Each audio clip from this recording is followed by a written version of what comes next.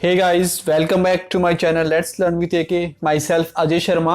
And बच्चों, आज हम लोग डिस्कस करेंगे पी एंड सी का हमारा नेक्स्ट टॉपिक जो है फैक्टोरियल, जो है हमारा फैक्टोरियल। सो बच्चों, अभी तक हम लोगों ने इस चैप्टर में क्या पढ़ लिया है कि we have first seen fundamental principle of counting.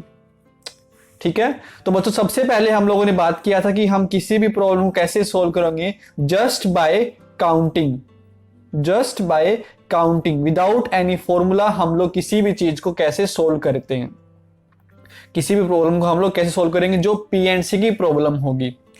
तो बच्चों वहां हम लोगों ने देखा कि fundamental principle of multiplication and fundamental principle of addition.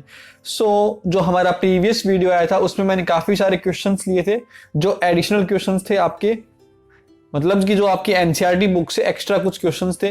तो मैंने काफी अच्छे अच्छे क्वेश्चंस लिए हैं वहां पे। सो आई होप आप लोगों ने वो वीडियो देख लिया होगा।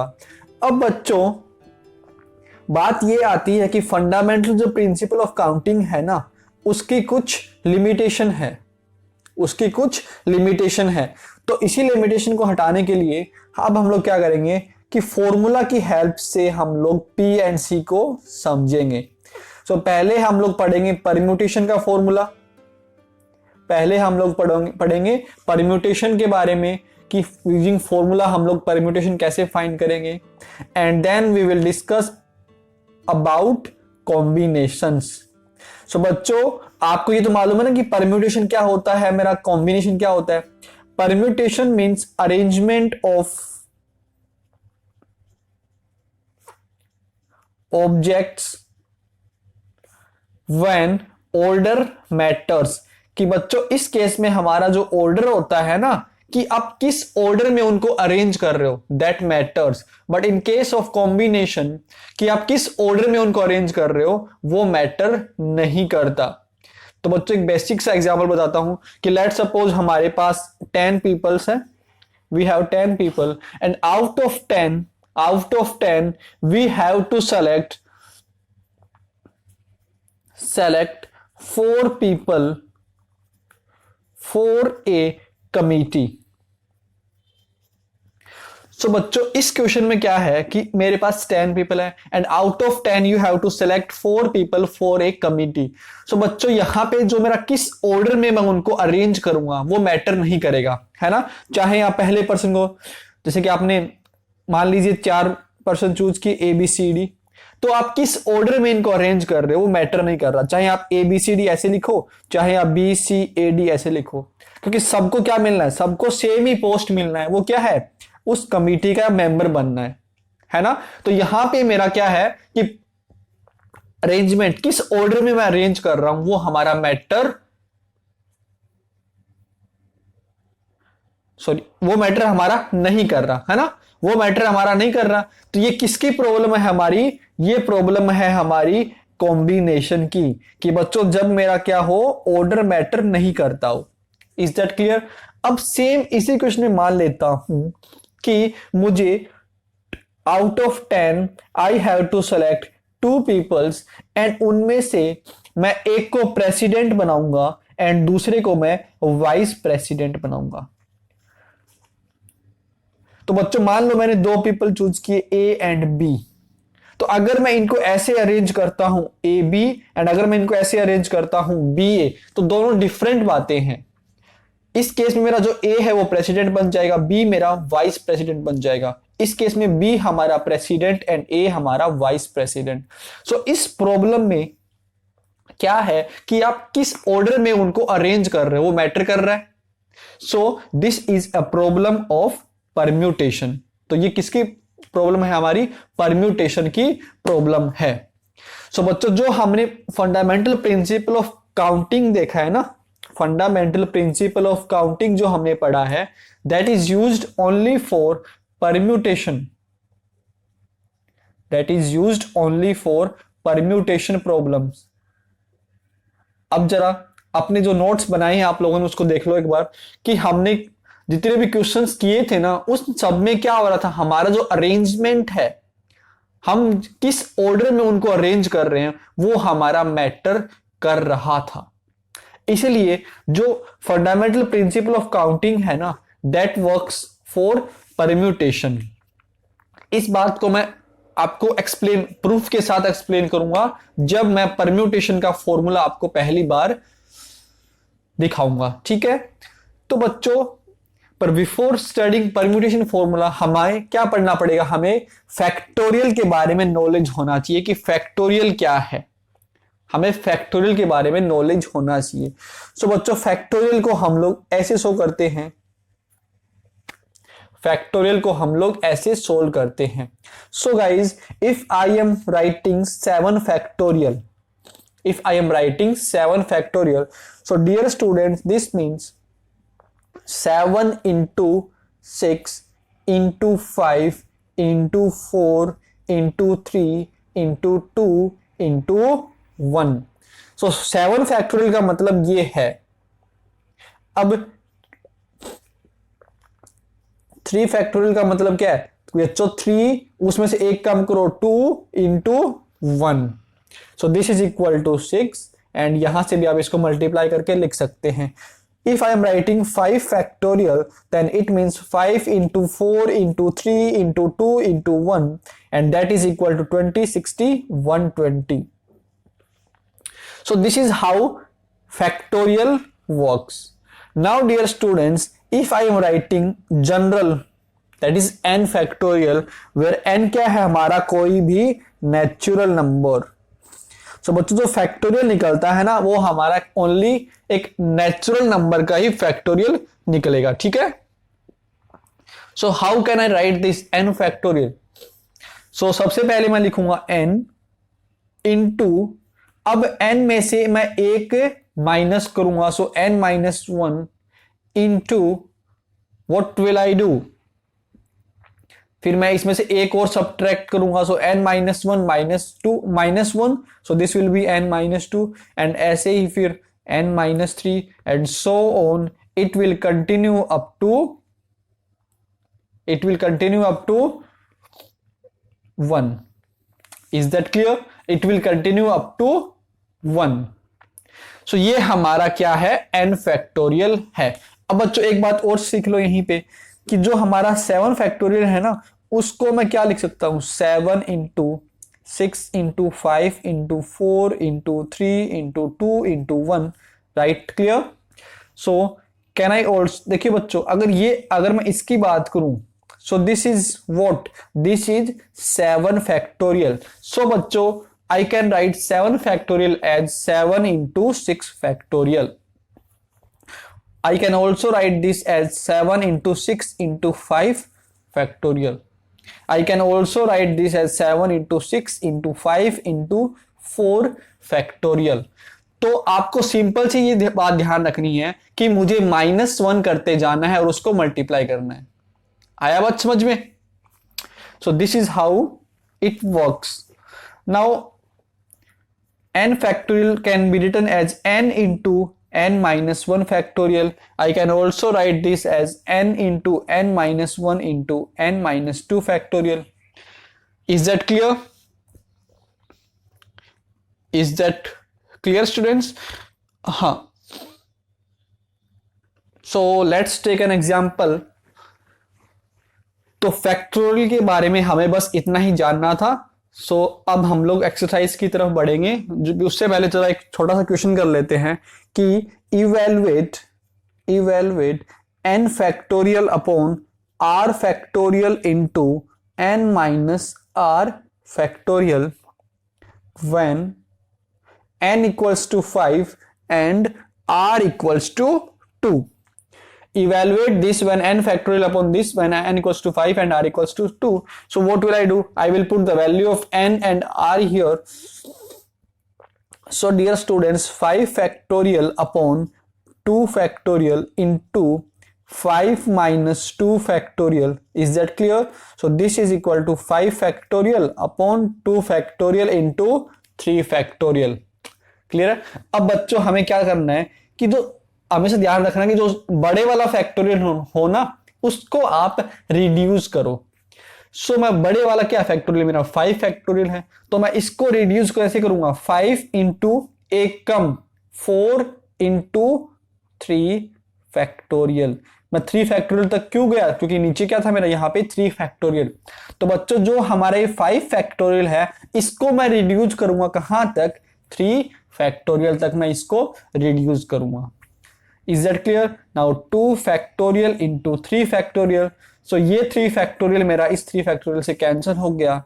सो 5 into 4 into 3 upon 2 factorial means 2 into 1। So ये 2 हमारा इससे cancel and the answer is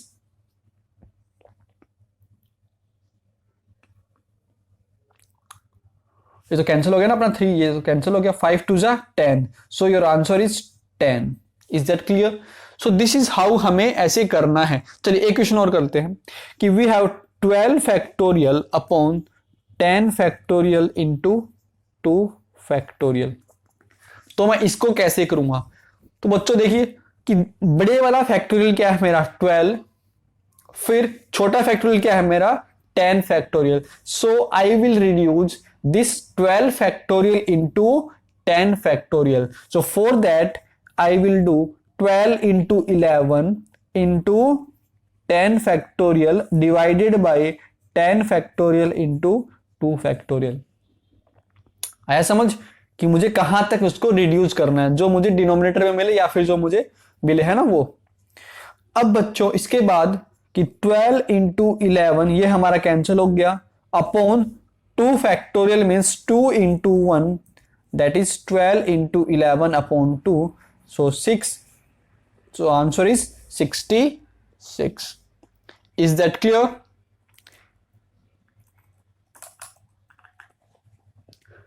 is that clear बच्चों? चलिए नेक्स्ट देखते हैं। अब आप देखो कुछ फैक्टोरियल्स की वैल्यू ध्यान रख सकते हो, जैसे कि 1 factorial is 1, 2 factorial is 2, 3 factorial is 6, and 4 factorial is 24, 5 factorial is 120। ठीक है, इतना ध्यान रखो। और बच्चों ये और बात ध्यान में रखो कि जो मेरा 0 फैक्टोरियल है वो 1 के इक्वल है। 0 फैक्टोरियल इज इक्वल टू 1। ठीक है, ये चीजें आप ध्यान रख सकते हो ताकि जो मेरा क्वेश्चन है वो इजी सोल्व हो जाए, है ना, मुझे ज्यादा मेहनत ना करना पड़े उसमें। और ये वाला तो मेरा मोस्ट इंपॉर्टेंट है कि 0 फैक्टोरियल मेरा किसके इक्वल होता है, 1 के इक्वल होता है। चलिए एक एग्जांपल और लेते हैं कि वी हैव इफ 1 अपॉन 8 factorial plus 1 upon 9 factorial equal to x upon 10 factorial, then find the value of x। So guys हमें क्या करना है कि हमें ये चेक करना है कि इसमें मेरा स्मॉलेस्ट फैक्टोरियल कौन सा है, 8 फैक्टोरियल, है ना। अब जरा आपको लॉजिकली सोचो कि अगर मैं इसको ऐसे करने बैठ जाऊं कि 8 इंटू 7 इंटू 6 इंटू 5 ऐसे कंप्लीट 1 तक जाएगा, फिर 9 into 8 into then x upon 10 into 9 into 8 into 7। So this is what, waste of time. Waste of time ही है। तो बच्चों मैंने क्या बताया कि आप फैक्टोरियल को रिड्यूस कर सकते हैं। सो मुझे किस में रिड्यूस करने में फायदा है? अगर मैं इस फैक्टोरियल को 8 फैक्टोरियल में रिड्यूस कर लूं और इसको भी मैं 8 फैक्टोरियल में रिड्यूस कर लूं, और ये तो मेरा ऑलरेडी 8 फैक्टोरियल है ही, ताकि मेरा 8 फैक्टोरियल से 8 फैक्टोरियल दोनों साइड में कैंसिल हो जाए। So guys 1 plus 1 upon 9 into 8 factorial equal to x upon 10 into 9 into 8 factorial. ये बात आई समझ में कि मुन्ने ऐसा क्यों किया, ताकि मुझे ज्यादा मल्टीप्लीकेशन ना करना पड़े एंड 8 फैक्टोरियल मेरा दोनों साइड से कैंसिल हो जाए। सो बच्चों क्या मैं इस साइड से 1 अपॉन 8 फैक्टोरियल कॉमन निकाल लूं? Yes, so I can write this as 1 plus 1 upon 9 equal to x upon 10 into 9 90 into 8 factorial। so dear students 8 factorial cancel हो गया and 9 into 1 9 plus 1 10, 10 upon 9 is equal to x upon 90, and from here you can find the value of x equal to 10 into 90 by 9 and x equals to 100। सो ये हमारा ऐसे हो गया। ठीक है, चलिए अब हमारा एक्सरसाइज की बात आते हैं फटाफट। छोटी सी एक्सरसाइज है, तो यही हमें बस फैक्टोरियल के बारे में जानना था। एंड इसका हमारा यूज आएगा कहां? परम्यूटेशन के फॉर्मूले में एज वेल एज कॉम्बिनेशन के फॉर्मूले में हमारा यूज आएगा। तो चलिए एक्सरसाइज 7.2 करते हैं। Your question number first is evaluate, इसका फर्स्ट पार्ट है 8 फैक्टोरियल।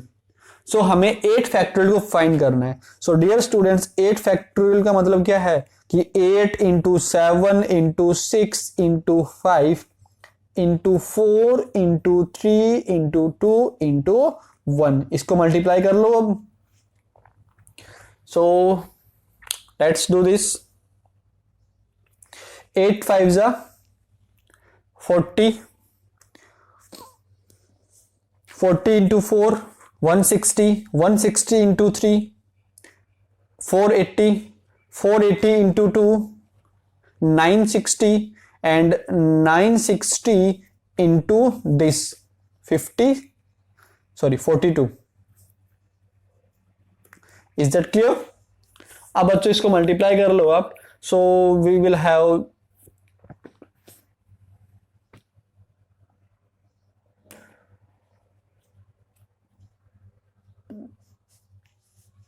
मैं रफली कर रहा हूं, ठीक है आप लोग, मैं इसको कितना मान लूँ 1000 मान लूँ। सो 42,000 हो जाएगा। एंड फिर I will do -4, so -4 means -8 and 1680। Is that clear?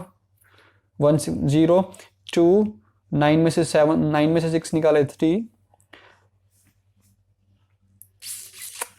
Sorry. So this will B 40320। ठीक है, आप अपने नॉर्मल से कैलकुलेट कर सकते थे, मैंने थोड़ा सा अलग अपना अप्रोच किया मल्टीप्लिकेशन का। चलिए नेक्स्ट थिंग है इसमें कि हमें फैक्टोरियल फाइंड करना है। क्या? 4 फैक्टोरियल -3 फैक्टोरियल करना है मुझे। Is that clear? सो बच्चों आप देखो कैसे कर सकते हो, या तो ऐसे कर लो 4 into 3 into 2 into 1 -3 into 2 into 1, ये भी कर सकते हो, सिंपल सी बात है ना। बट दूसरा अप्रोच क्या कर सकते हो कि जो हमारा 4 फैक्टोरियल है उसको मैं 3 फैक्टोरियल में रिड्यूस कर लूंगा। So I will write this as 4 into 3 factorial -3 factorial. अब यहां से मैं 3 फैक्टोरियल कॉमन निकाल सकता हूं and 4 - 1, so we will get 3 factorial into 3, and 3 factorial means 6 and 6 into 3 means 18. So your answer is 18. Is that clear? Answer is 18. अब बच्चों ये वाली चीज कब इंपॉर्टेंट हो जाती है आपके लिए, है ना, जब छोटा सा ना 4 फैक्टोरियल -3 फैक्टोरियल था, तो अगर मेरा यही ऐसे हो जाता कि 3 फैक्टोरियल -12 फैक्टोरियल, इसको कैसे करते हैं फिर आप कि हम इसको चेंज करते 3 factorial into 12 factorial -12 factorial, then 13 into then I will take common 12 factorial, मैंने कॉमन निकाल दिया, एंड 13 - 1, सो 12 फैक्टोरियल इंटू 12। अब मैं इसको सोल्व करता। Is that clear? सो ऐसे हमें क्वेश्चन करने हैं। चलिए नो, इसका नेक्स्ट पार्ट नहीं है। Question number 2, so your question number 2 is we have to check whether 3 factorial plus 4 factorial is equal to 7 factorial। so बच्चों ये वाली चीज है, ये देखो अक्सर मिस्टेक यहां हो जाती है कि जैसे कि आपने यही पढ़ा है ना कि 3 + 4 तो हमारा 7 होता है, तो यहां फैक्टोरियल, यहां भी फैक्टोरियल, तो यहां भी मेरा फैक्टोरियल आ जाएगा। बट बच्चों ऐसा नहीं होता है ना कि 2 factorial plus 2 factorial equal to 4 factorial, ऐसा नहीं होता। Is that clear? तो देखते हैं, इसी बात को हम लोग चेक करेंगे यहाँ पे बच्चों। So check the left hand side. In the left hand side we have 3 factorial plus 4 factorial. So 3 factorial plus 4 into 3 factorial, and dear students 3 factorial मैंने कॉमन निकाल लिया, and 1 + 4. So 3 factorial into 5, and this is equal to 30. Is that clear? Now right hand side. So in the right hand side we have 7 factorial, and 7 factorial is 7 into 6 into 5 into 4 into 3 into 2 into 1. So I can write this as 6 into 5, 30, 120, 360, 720. So 720 into 7, which is equal to 0, 14, 1, 5, 0, 4, 0. So dear students, here left hand side is not equal to right hand side. Therefore 3 factorial plus 4 factorial is not equal to 7 factorial. तो यही हमें इस बात में बताना था कि क्या 3 factorial plus 4 factorial equal to 7 factorial है. सो हमें यही इसमें बताना था. और you can also write as कि 3 factorial plus 4 factorial is equal to कितना 30. Is that clear? सो ये हमारा question number 2. Now third question.